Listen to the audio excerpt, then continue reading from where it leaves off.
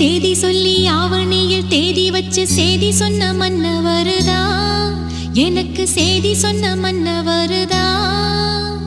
சொந்தம் சொல்லி நெத்தியில குங்குமத்தை வச்ச ஏன் மன்னவர் மன்ன